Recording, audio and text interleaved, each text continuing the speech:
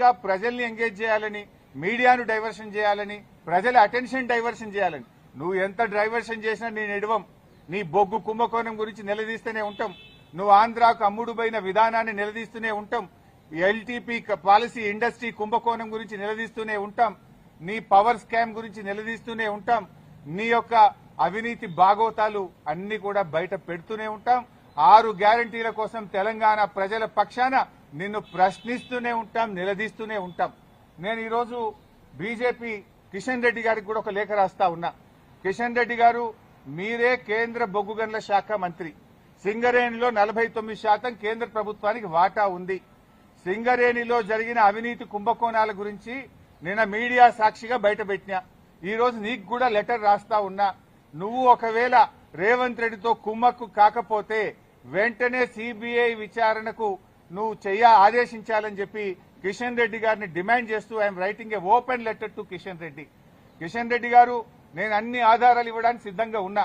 రేవంత్ రెడ్డి బావుమరిదే ఈ యొక్క కుంభకోణాన్ని ఎట్లా నడిపాడు, ఎట్లా ఈ టెండర్లన్నీ రింగు చేశాడు, మరి కోల్ ఇండియాలో గాని అదేవిధంగా వెస్టర్న్ కోల్ ఫీల్డ్స్ లో గాని గతంలో సింగరేణిలో గాని ఎప్పుడైనా -10 నుంచి -20 టెండర్లు పోతుండే.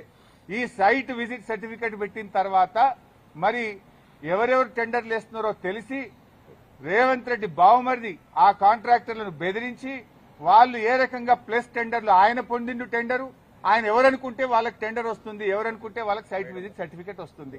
9E బ్లాక్ ఒక్కటే రద్దు చేయడం కాదు, ఈ టెండర్లు రద్దు చేయాలి. దీని మీద సిబిఐ విచారణ జరపాలని నేను నిన్న డిమాండ్ చేసిన. ఇలా వ్రాతపూర్వకంగా కూడా కిషన్ రెడ్డి గారికి I'm writing A open letter.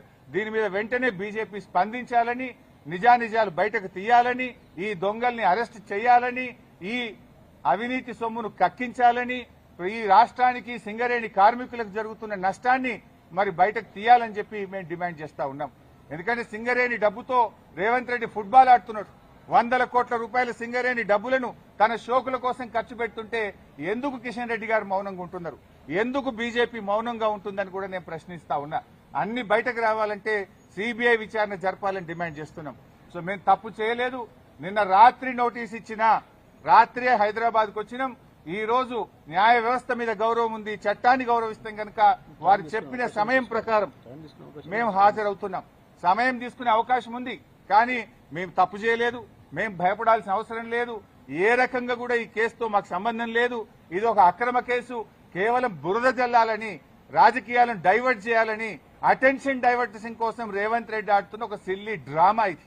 Revanth Reddy రాజకీయాల కోసం చేస్తున్నటువంటి ఒక డ్రామా సీరియల్ లాంటిదే తప్ప ఇందులో ఎక్కడ కూడా నిజం లేదు. అందువల్ల మేము ఎక్కడ భయపడం.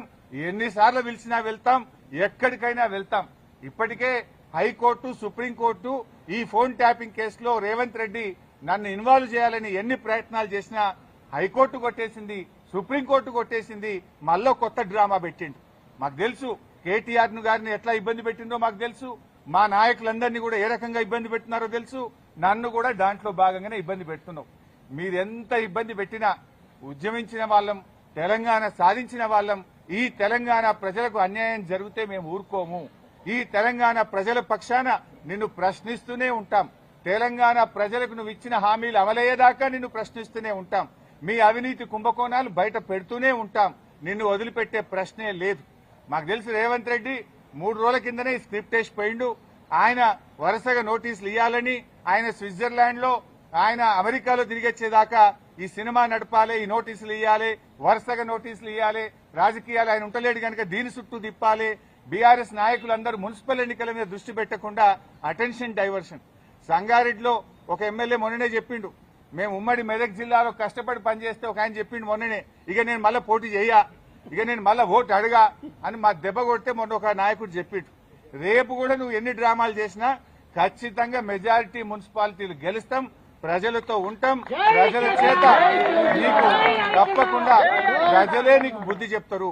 మేము మాట్లాడుతున్నది నీ అవినీతి మీద బయట పెట్టినాం, దాని మీద సమాధానం చెప్పు. నీ 6 గ్యారెంటీల గురించి అడుగుతున్నాం, దాని మీదే సమాధానం చెప్పు.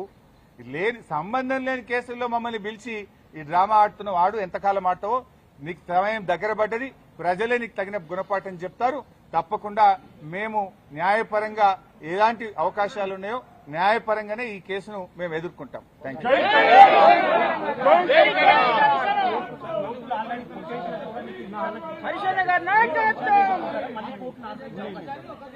వాళ్ళు ఏం మాట్లాడతారో ఏం చెప్తారో ఇవాళ చూసిన తర్వాత నేను న్యాయవాదులతో చర్చించి తగిన నిర్ణయం తీసుకుంటాను.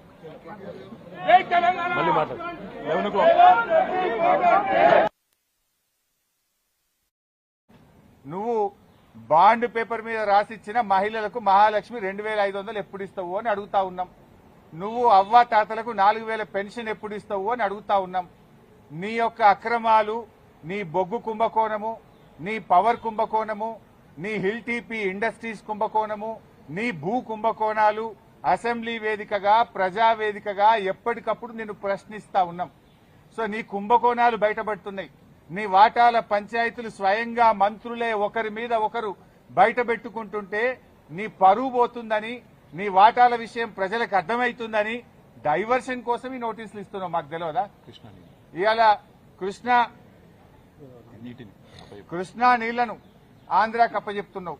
అదేవిధంగా గోదావరి నీళ్లను ఇవాళ చంద్రబాబు నాయుడు గారి ప్రభుత్వం, ఆంధ్రప్రదేశ్ ప్రభుత్వం గోదావరి నీళ్లను మళ్లించి మరి బనకచెర్లకు నల్లమల్ల సాగర్ తీసుకుపోతుంటే నీ చేతగాని తనాన్ని ఎప్పటికప్పుడు నిలదీసింది బీఆర్ఎస్ పార్టీ, ప్రశ్నించింది బీఆర్ఎస్ పార్టీ, నీ యొక్క బండారాన్ని బయటపెట్టింది బీఆర్ఎస్ పార్టీ. సో నువ్వు అచేతనం అయిపోయినావు. నీదంతా బయటపడిపోతా ఉంది కనుక ఈ డైవర్షన్ టాక్టిక్స్ చేస్తున్నావు. మాకు తెలియదా? నువ్వు ఎన్నికలకు ఈ డ్రామాలు ఆడుతుంటావు. పంచాయతీ ఎన్నికల ముందు అప్పుడేమో మా కేటీఆర్ గారికి నోటీస్ ఇస్తావు. ఇప్పుడు మున్సిపల్ ఎన్నికలకు రేపో మాపో నోటిఫికేషన్ వస్తుంది కనుక మాకు నోటీస్ ఇస్తా ఉన్నావు. నీ సంగతి తెలియదు ఏముంది? మొన్న పంచాయతీ ఎన్నికల ముందేమో రైతు బంద్ వేసినావు. ఇప్పుడు యాసంగి పంటకు ఎందుకు రైతు బంద్ వేస్తలేవు? పంచాయతీ ఎన్నికలు లేవు. కేసీఆర్ గారు ఎప్పుడైనా డిసెంబర్ నుంచే రైతు బంద్ స్టార్ట్ చేసిండు. జనవరి అయిపోయినా రైతు బంద్ పట్టలేదు. పంచాయతీ ఎన్నికల ముందేమో బతుకమ్మ చీరలు ఇచ్చినావు, మహిళలకు వడ్డీ లేని రుణం ఇచ్చినావు, రైతు బంద్ ఇచ్చినావు. ఇప్పుడు మున్సిపల్ ఎన్నికలు